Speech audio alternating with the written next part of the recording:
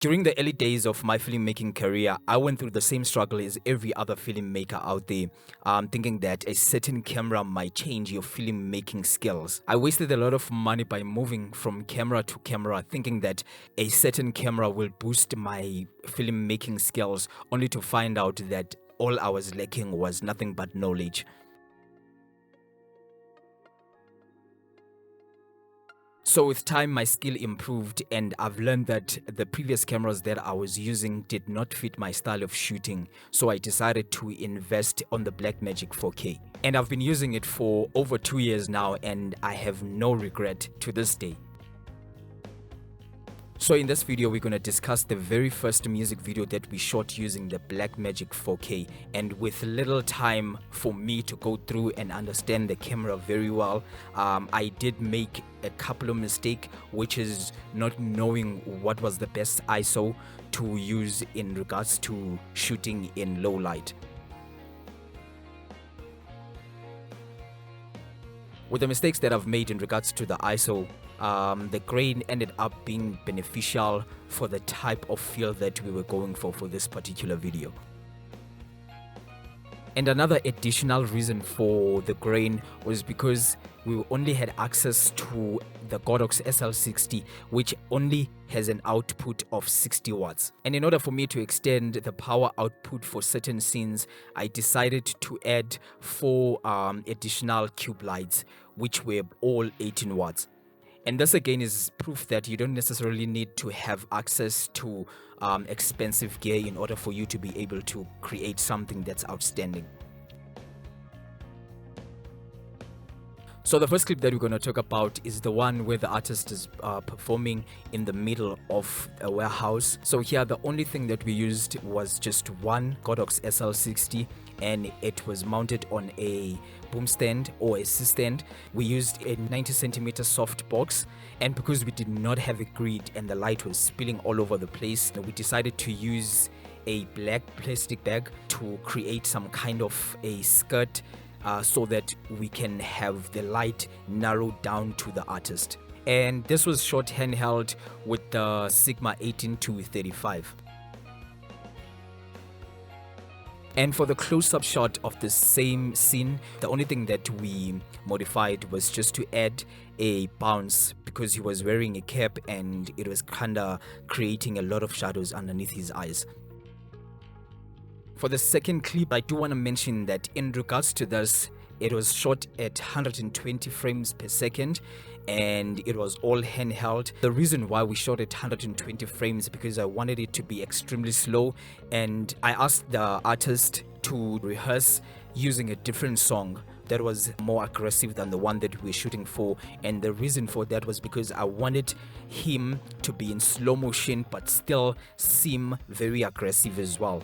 And in regards to the lighting here, the only thing that we had was the Godox SL60, and we only had a snoot attached to the front to create a spotlight, and I had my assistant following the dancer as he moves around. And in order to have the beam directed at him, we added haze.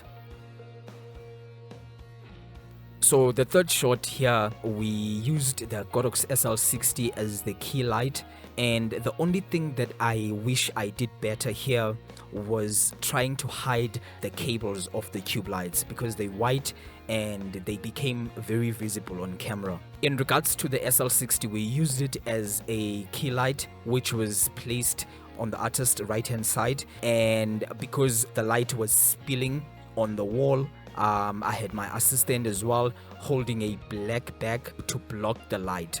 And in addition to that, I was thinking of adding a flag on his left side, but I saw that it was a bit useless because there was already those red cube lights that we had on those poles, and the red light was already reflecting on him, so the flag wasn't really necessary. So after we've attached the red cube lights, I needed something that's gonna pop out at the back but also kind of giving a silhouette vibe. So I decided to add a green hue tube light, and that was about it.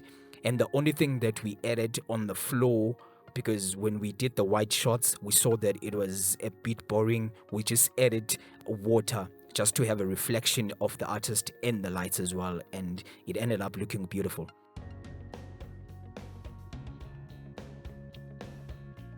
The next shot is probably my favorite, and the main reason for that, I feel like there was a lot of texture in it and there was a lot going on and it was very interesting. But a little backstory about how we ended up shooting the entire thing is that because of the artist, he was very shy. He knew his lyrics, but I think he was mainly distracted whenever the lady moves in front of him. He would forget his lyrics. He kept on doing that for most of the time, and because it was already around 4 a.m. and we only had 2 hours to keep working and we still had other 2 scenes to shoot, I ended up just shooting whatever I could capture in that moment until we got into the last lines. So in regards to the lighting, outside we only had the Godox SL60 and we had a blue gel attached to it in order to mimic a moon. I know to some this might seem a little bit too exaggerated, but this is the type of look that I wanted to go for.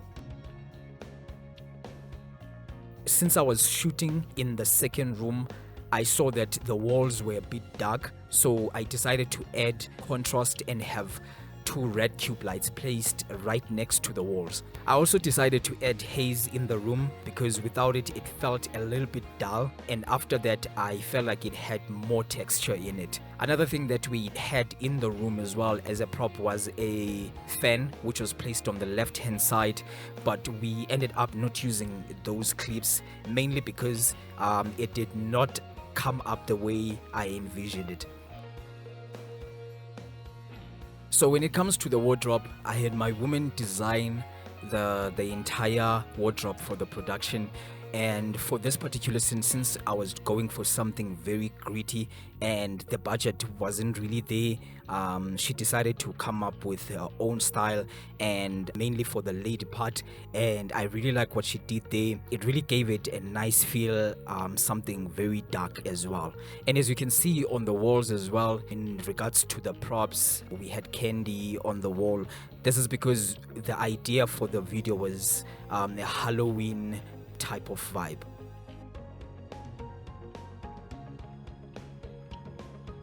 So for this scene here, the only thing that we did was to bring in the SL60 from outside, and we just attached the 90 centimeter soft box, and we had the blue gel left inside. The only thing that we added that was extra was just a flag on his left side, just so we can create more contrast and add more shadows on him.